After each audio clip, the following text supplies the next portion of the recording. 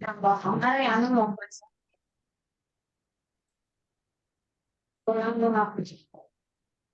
Baik, saya ucapkan selamat datang di sesi 2 pertemuan yang ketiga, yaitu pembahasan mengenai bab kapasitor. Tentang bentuk sudah terbayang semua? Bentuk komponennya? Udah nggak terlalu buta? Ya, ini kalau yang bentuk ini di gambar ini bentuknya seperti itu, ya. Yang ini adalah kaki negatifnya, yang ini kaki positifnya. Jadi yang kaki positif di tabungnya itu nggak pakai warna. Jadi yang ada warna itu di daerah sininya doang. Nah, sininya doang yang pakai warna ya. Ini warnanya ada yang warna hitam, ada yang biru, ada yang merah tuh di sini gitu ya. Coba aja lihat di bandar buat ya. Begitu. Ini berarti menandakan negatifnya. Begitu. Kalau yang tidak ada tulisan positif negatif, biasanya yang ada garisnya, ada cirinya garis pokoknya. Nah, itu positifnya ya.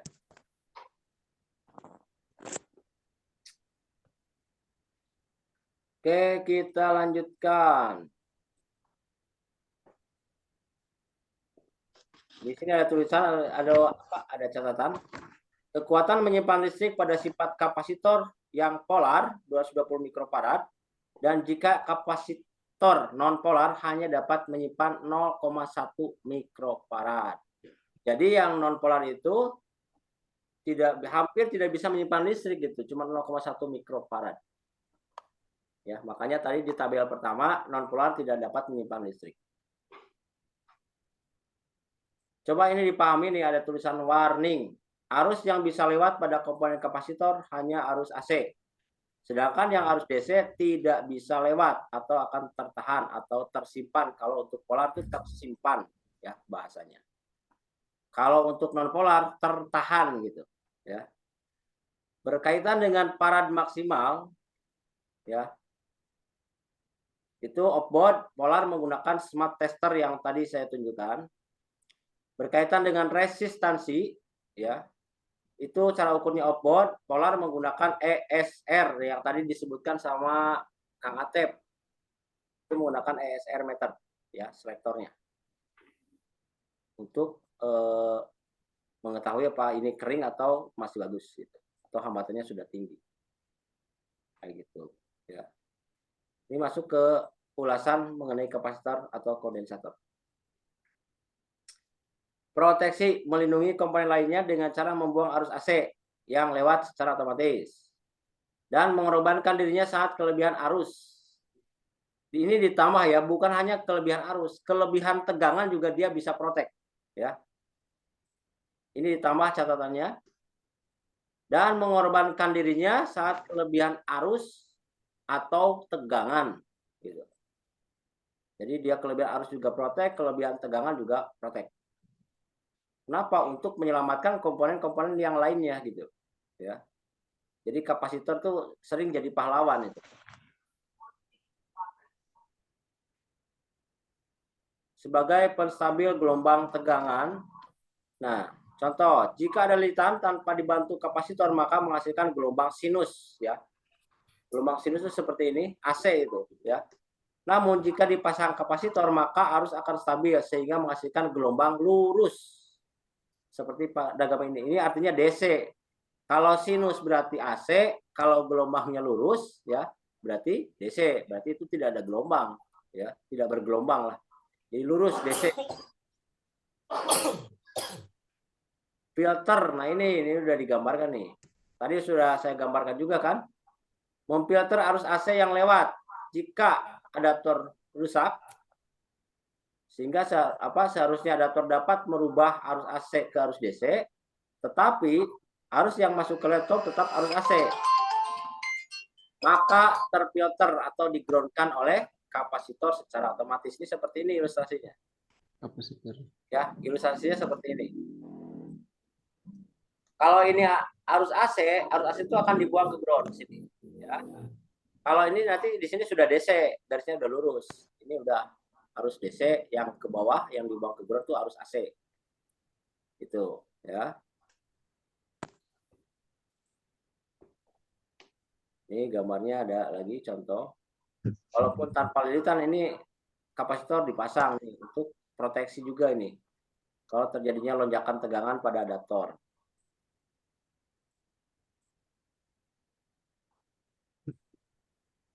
Ada yang mau ditanyakan dulu? Pak, mau nanya Pak, Ya, itu kan kapasitor sifatnya memproteksi juga. Terus pius juga kan proteksi. Itu yang memproteksi pius dulu atau kapasitor dulu, Pak? kalau itu tidak bisa ditentukan, ya. Kalau itu tidak bisa ditentukan. Kadang kalau pius kuat, kapasitor protek gitu. Kalau kapasitornya kuat, pius yang protek. Kalau pius dan kapasitor tetap kuat, yang protek IC gitu. Udah. Makanya itu efek kenapa IC ada yang kost itu karena seperti itu. Karena kapasitor nggak protek atau nggak jebol ya, nggak short, terus fuse juga nggak putus, gitu, ya. Akhirnya mau nggak mau IC, gitu kan. Itu kejadian seperti itu. Tapi kalau pertanyaan tadi tidak bisa ditentukan dengan sebuah teoritis. Seperti itu ya. Tidak bisa ditentukan fuse dulu atau kapasitor dulu. Bahkan saya belum pernah dapat laptop servisan yang mati total karena fuse-nya putus. Yang kebanyakan kapasitor jebol gitu. Ya. Catat. Kebanyakan kapasitor yang jebol. Kalau kapasitor yang jebol itu waduh, cepet sobek nota itu, ya. Karena di setiap laptop banyak kapasitor gitu, nggak usah order dulu lah. Nggak usah lama cari komponen juga. Komponen pengganti. Sobek nota maksudnya gimana, Pak? Maksudnya sobek nota itu ya solvent gitu. Laptopnya dari mati cepat hidup lagi gitu. Jadi kalau udah hidup kan gitu. saya nulis nota gitu. Nota, saya nulis nota nih kayak tadi itu saya tulis 650.000 udah kasih kan selesai gitu kan. Kan seneng. Jadi kalau solvent itu kan berkah. Artinya laptopnya jadi hidup, yang punya laptopnya seneng, yang ngerjain laptopnya, yang nyervis laptopnya juga bahagia. Itu berkah namanya. Tambah senang ya, Pak? Sama seneng. Ya. Nanti juga Anda akan mengalaminya kalau memang mengikuti prosesnya. Gitu, ya. Artinya berani aja buka di sana di tempatnya, menerima servis laptop berbagai macam kerusakan, disebutin aja mati total, blue screen, no display, macam-macam penyakit laptop, tulis berani, ya. Anda nggak usah takut, terima aja dulu, lah kan bisa nanya saya nanti, ya. Kan ada Kang Susanto. Iya, yang Purwokerto saya bimbing jauh tuh sampai hidup tuh laptopnya, Mantap. ya. Mantap, Kang. Sampai saya diminta lagi nomor rekening ke saya, Pak Santo tolong kirim rekening buat kopi 200.000, lumayan. Karena dia dapatnya gede, dapatnya 800, ke saya cuma 200.000, alhamdulillah saya nggak minta. Tapi kalau dikasih saya nggak nolak. Mau ngopi, Kang? Iya. Minta sih enggak dikasih sama kuota ya. Nah, lanjut ya. Lanjut ya. Apa-apa santai sambil ngopi aja. Kita nggak usah sayang diburu-buru waktu, santai aja. Ini fungsi adaptornya ada 3 fungsi. Satu, menurunkan tegangan dari 220 volt menjadi 19 volt. Menaikkan arus atau ampere ya. Terus merubah arus AC menjadi arus DC. Itu fungsi adaptor. Kalau Anda mengukur adaptor, gunakan selektor DC ya, voltmeter DC gitu. Gunakan voltmeter DC. Kalau yang masih bingung, nanti bagaimana cara mengukurnya, pengen video cara pengukuran itu nanti saya buatkan. Ya. Kayak gitu. Oke. Di YouTube saya juga ada. Untuk besok tolong di YouTube saya tonton mengenai bab pembahasan transistor ya. Jadi besok ketemu saya live, besok live bahas transistor udah ada bayangan gitu. Di YouTube saya ada.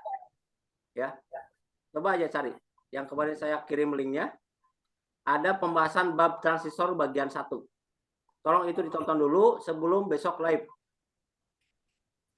Ya.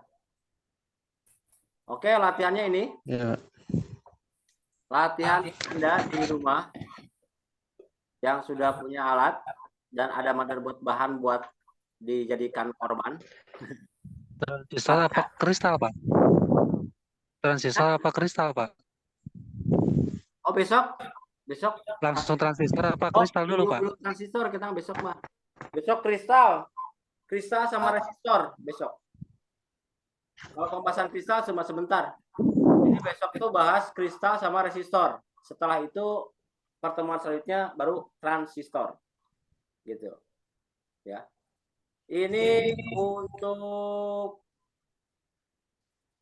tugas latihannya tolong ini dikerjakan di rumah masing-masing ya. Kalau lagi ngerjakan tugas bingung silakan hubungi saya. Tidak usah sungkan Elko. biar paham.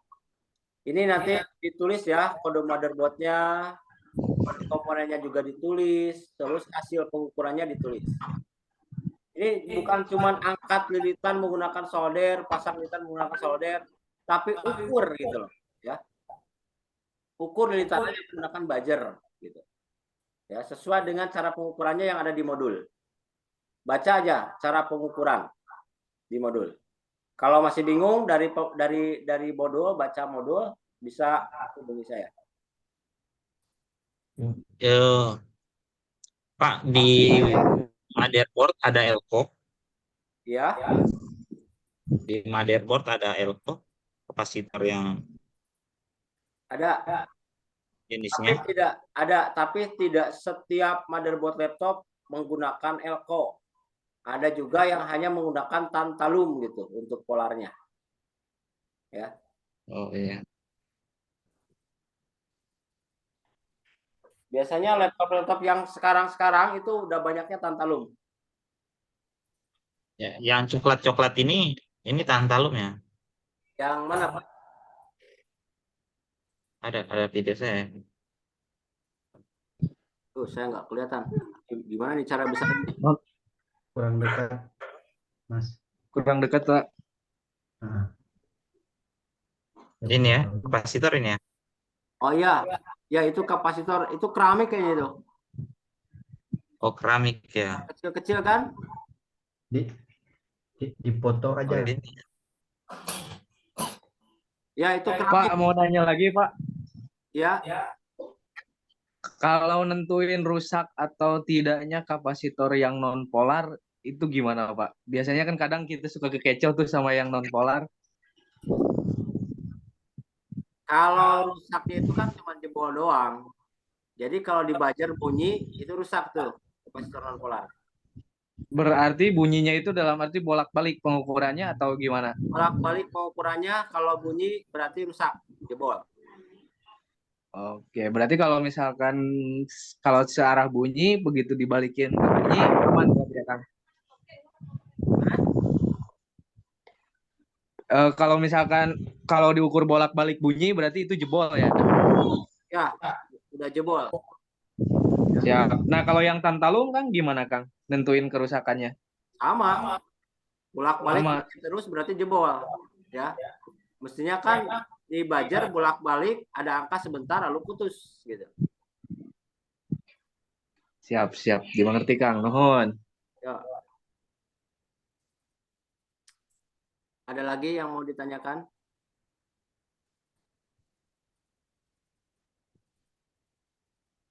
Nggak ada. Ada.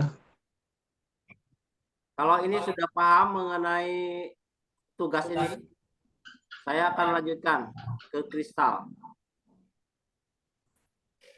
Biar pertemuan besok bahas resistor. Pak, kalau untuk angkat elko ini gimana? Biasanya saya sering gagal angkat elko, biasanya putus bawahnya. Oke, angkat elko. Elko itu kan kakinya ada dua ya. Elko kakinya dua, ada positif dan negatif. Ya. Anda naikkan kalau apa namanya? Kalau soldernya yang bisa diatur, naikkan temperaturnya sampai maksimal 480 derajat. Oke? Itu kan harus pakai solder ya.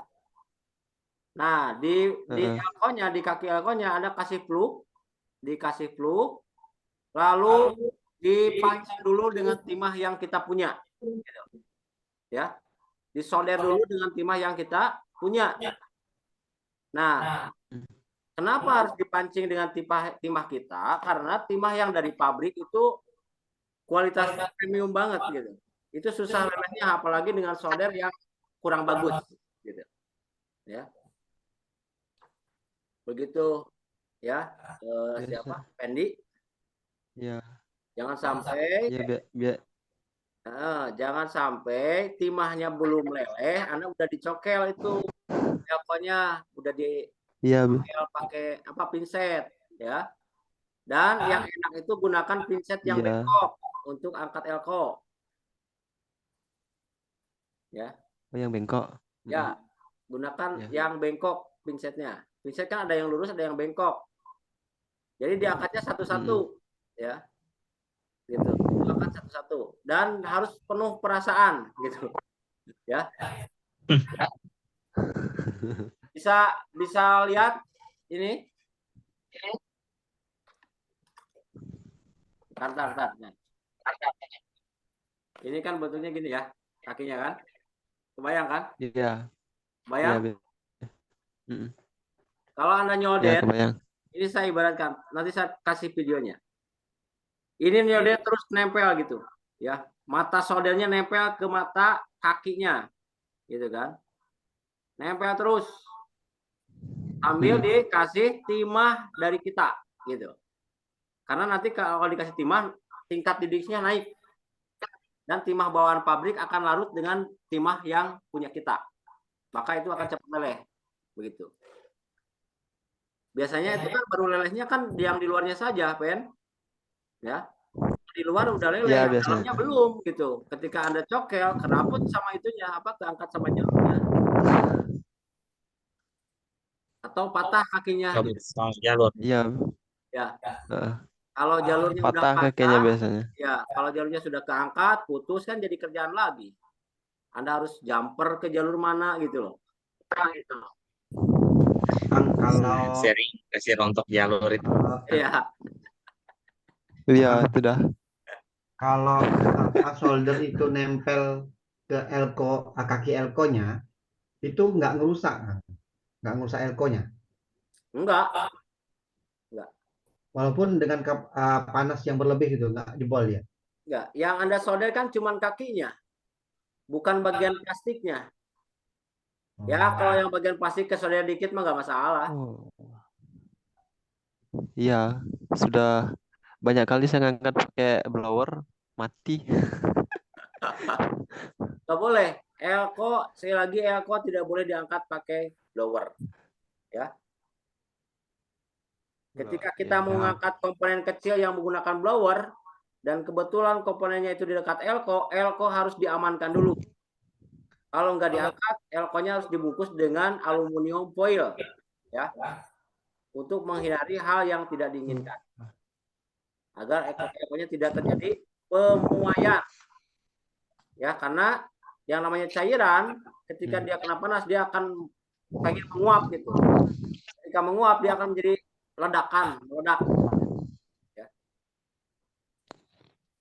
gitu ya. Oke, Pendi. Oh ini banyak elko-nya ya. Oke, Pak. Ya, itu elko. Ya. Merah putih, merah putih, Ya, biru putih yang ini ya. ya, betul. Oh Oke. iya. Itu elko. Ternyata di sebelahnya. Ya. Itu pasti dekat elko ada lilitan, benar nggak? Ya, ada Iya satu. iya ada. Ada ya. Nah, itulah Ada. ya materi dari lilitan itulah. Jadi lilitan itu setelah rangkaian switching pasti ada lilitan. Setelah lilitan pasti ada kapasitor sebagai penstabil tegangan. Gitu. Ya, begitu. Nanti Anda akan paham rangkaian switching ketika saya sudah masuk ke skematik. Udah ke rangkaian. Kalau sekarang belum waktunya untuk dibahas. Oke, ada lagi yang mau ditanyakan? Hasil latihan di rumahnya tolong difotokan di grup kelas ya. Itu ditulis kode motherboardnya, kode komponen yang Anda angkat, dan ditulis hasil pengukurannya dan simpulkan. Apakah masih bagus atau tidak. Ikuti petunjuk yang ada di modul. Kalau Anda ngikutin pasti bisa. Kan izin delay, Gimana? izin delay ngumpulin tugas karena barangnya belum ada. Oh iya, nggak apa-apa. Yang penting kerjakan. Kalau nggak dikerjakan ya gimana menambah pengalaman toh? Ya, siap. Siap, besar. Ya. Kalau cuma Banyak itu ya, iya, motherboard ya. kalau Anda hanya paham teori, tidak pernah praktek eksekusi, ya apa bedanya dengan mata kuliah Pancasila gitu. Atau mata kuliah adalah gitu loh, ya. Ini sebetulnya mata kuliahnya mata kuliah praktek. 50% praktek, 50% teori gitu. Nah, karena online itu dibatasi dengan ruang dan waktu, maka saya tajam di pemahaman materi dan teorinya. Urusan prakteknya saya tuntun lewat jarak jauh. Begitu loh. Ya. Biar nanti Iya, Pak. ketika saya kirim sertifikat, Anda nggak malu memasang sertifikat di dinding gitu. Kalau kompetensinya dapat. Tapi kalau Anda tidak kompeten, Anda pasang sertifikat dari saya ya kurang pede deh istilahnya. Ya, ya, nanti saya yang tanda tangan itu, ya, Pak Idris. Saya tanda tangan itu dan saya pertanggungjawabkan dunia akhirat ilmu yang saya sharingkan, ya. Siap.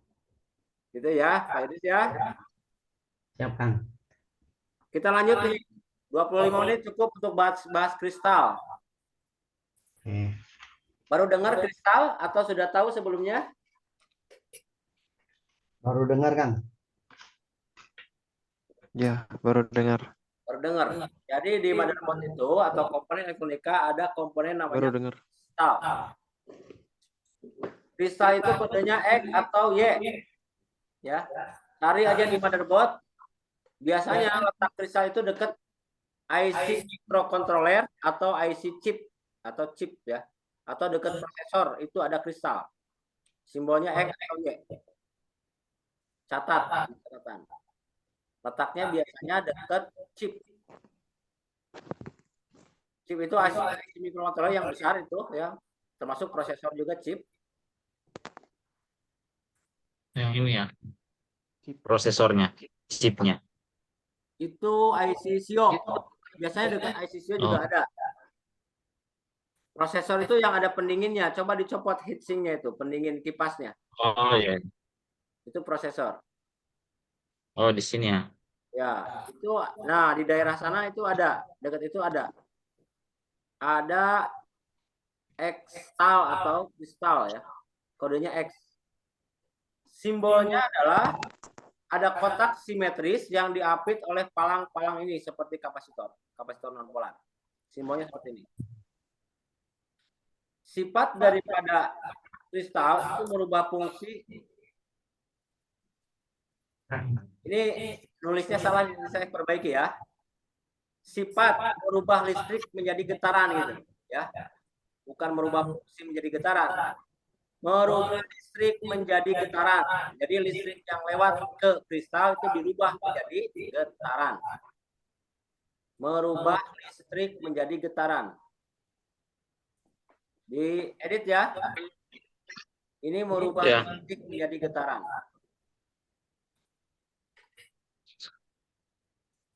Merubah listrik menjadi getaran. Oke.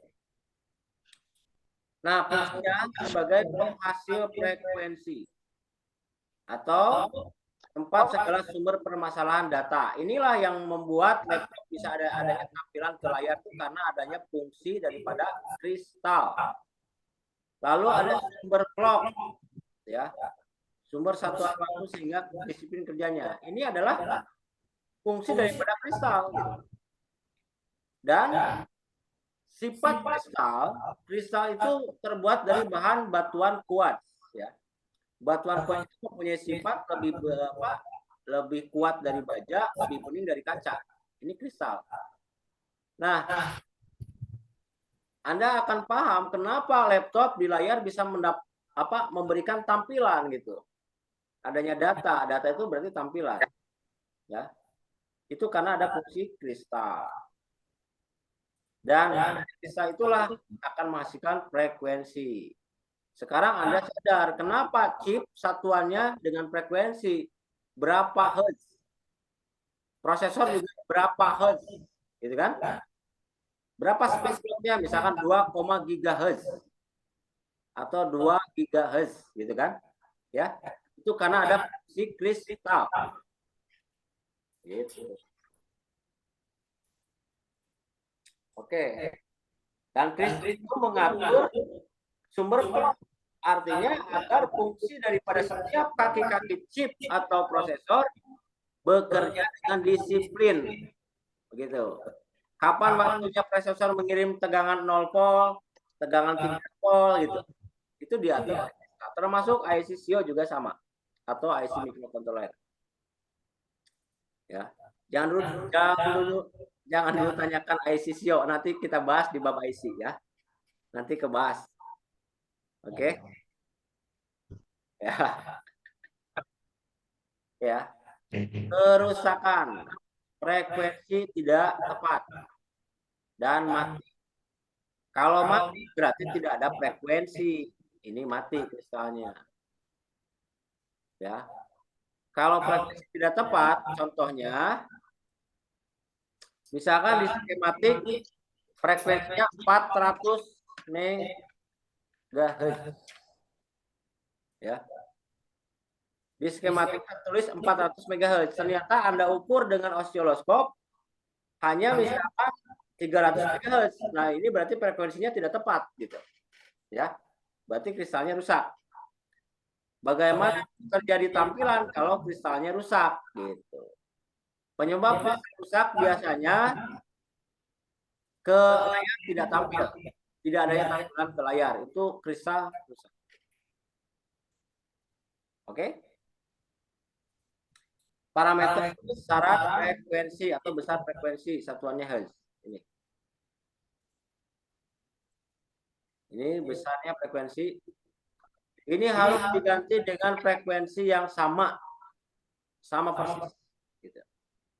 Cara pengukuran on board. Ini ada ditambah sumber tegangan. Artinya di laptopnya atau motherboardnya diberi tegangan dari adaptor atau power supply. Ya. Lalu Anda ukur frekuensi counternya dengan frekuensi counter atau penghitung frekuensi. Dan harus ada listrik, ya, motherboardnya dikasih listrik hidup dengan alat namanya osiloskop. Osiloskop itu adalah sebuah alat untuk mengukur frekuensi, seperti halnya digunakan di dunia kedokteran, ya, menggunakan osiloskop untuk mengukur detak atau getaran jantung. Pernah lihat di rumah sakit orang yang koma kan pasti dihubungkan ke osiloskop. Pernah. Osiloskop itu digunakan di dunia kedokteran untuk mengukur getaran jantung. Kalau sudah tidak ada getaran, dia tidak menghasilkan grafiknya, grafik naik turunnya. Maka akan lurus gitu, tidak ada getaran. Prinsip penggantian harus sama persis parameternya. Tidak ada toleransi. Prinsip pemasangan tidak boleh bolak-balik. Jadi nanti Anda kalau latihan akad pasang kristal, coba ditentukan dulu posisinya. Karena ada beberapa kristal yang tidak ada tandanya gitu. Kemana arahnya gitu. Ya. Jadi dipoto dulu bentuk arah huruf di marking kodenya. Tidak boleh bolak-balik. Jika harus melakukan peran, kaki tidak boleh terlalu panjang. Ini maksudnya adalah, misalkan kita ada kristalnya yang yang rusak yang besar. Kita adanya yang kecil, tapi frekuensinya sama. Kan itu harus dijumper tuh. Nah, tidak boleh terlalu panjang. Karena kalau terlalu panjang jumpernya, nanti akan merusak frekuensinya tidak tepat begitu. Ya. Tapi yang paling baik adalah ganti dengan frekuensi yang sama, dengan fisiknya juga yang sama. Itu yang paling bagus. Oke, bentuknya seperti ini. Warnanya ada hitam, ada yang coklat atau yang dibungkus logam. Kodenya X atau Y. Angkat kristal menggunakan blower. Ya. Latihan tekniknya angkat kristal menggunakan blower. Anda tidak perlu mengukur frekuensi counter ya kalau tidak ada osiloskop. Angkat aja nih. Pakai blower. Caranya gitu. Kakinya dipancing dulu dengan timah yang kita punya gitu. Baru di blower biar cepat leleh. Oke, ada yang mau ditanyakan dulu? Pak, itu saya kirim di WA, ada foto, apakah itu yang dimaksud kristal di grup? Ya.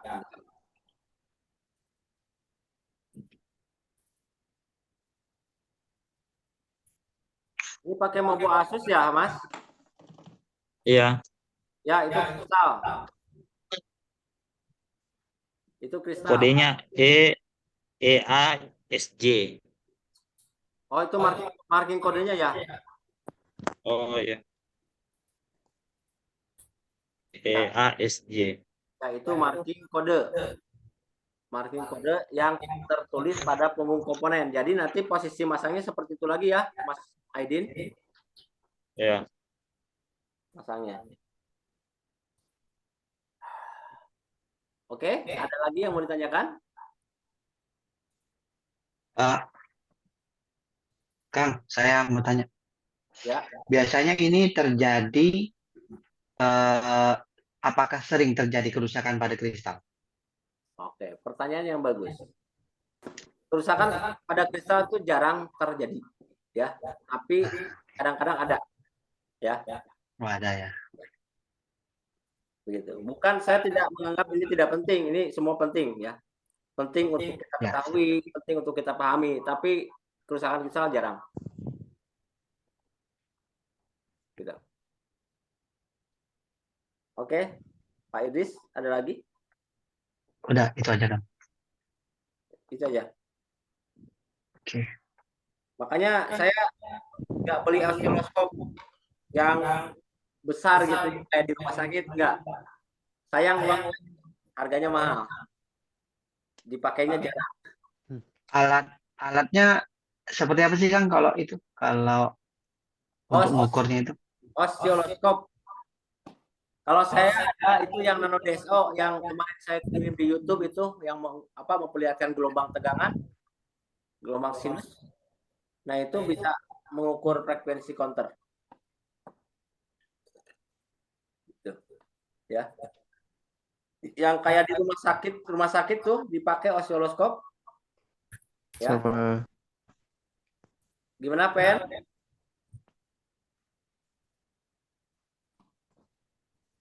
ini apa namanya ini? Kristal ini kalau biasanya kan kok laptop itu kalau LCD-nya biasa nampil tuh apakah biasanya di kristal bermasalah? Ya, harus diukur kristalnya untuk memastikan frekuensinya sesuai dengan skemanya enggak gitu. Kalau itu frekuensinya tidak sesuai dengan yang tertera di skematik, berarti kristalnya rusak. Tapi kalau kristalnya memang sesuai ya frekuensinya, berarti chipnya rusak gitu. Tapi dengan catatan saat kerja chip sudah terpenuhi. Begitu. Mengenai syarat kerja sebuah IC microcontroller akan dibahas di bab IC. Kang, kalau ngukur kristal itu harus dikasih tegangan, Kang? Iya dong, harus dikasih Ya, tegangan. onboard. Ini ada cara pengukurannya on board ditambah sumber tegangan, gitu kan? Onboard. On board itu artinya tidak Kalau lepas. pakai apometer yang ada satuan hajatnya bisa nggak, Kang? Bisa, Bisa pakai apometer. bisa. Bisa, itu juga sama itu untuk mengukur itu frekuensi. Kalau markingnya 4.000 A, berarti itu 4.000 mHz ya? Oh, saya nggak bisa memastikan seperti itu, ya. Tidak bisa memarkikan dari marking kode. Tapi yang paling pasti adalah dari board view atau skematik. Oh, siap, Kang. Ya, kalau dari marking kode, saya belum mendapatkan literatur atau referensi bahwa itu mengartikan sebuah kapasitas frekuensinya, gitu. Ya. Makanya di modul juga nggak ditulis. Karena suatu ilmu itu harus berdasarkan gitu kan. Jadi jelas, sanadnya jelas gitu. Dan bisa ditanggung jawabkan gitu. Ya. Gitu ya. Siap, Kang. Oke, cukup ya. Sampai jumpa besok di pertemuan bab resistor. Siapkan besok alat tulis dan kalkulatornya. Boleh pakai kalkulator. Hitung-hitungannya ya. Terima kasih. Boleh, Kang. Besok kalau ada apa terkait pembelajaran silakan WA langsung, mau di grup kelas boleh, mau japri boleh. Ya. Apalagi terkait dengan tugas. Sekian ya. Terima kasih sudah bergabung. Nuhun, Kang. Sampai jumpa besok. Assalamualaikum warahmatullahi wabarakatuh. Waalaikumsalam warahmatullahi wabarakatuh. Waalaikumsalam warahmatullahi wabarakatuh. Waalaikumsalam warahmatullahi wabarakatuh.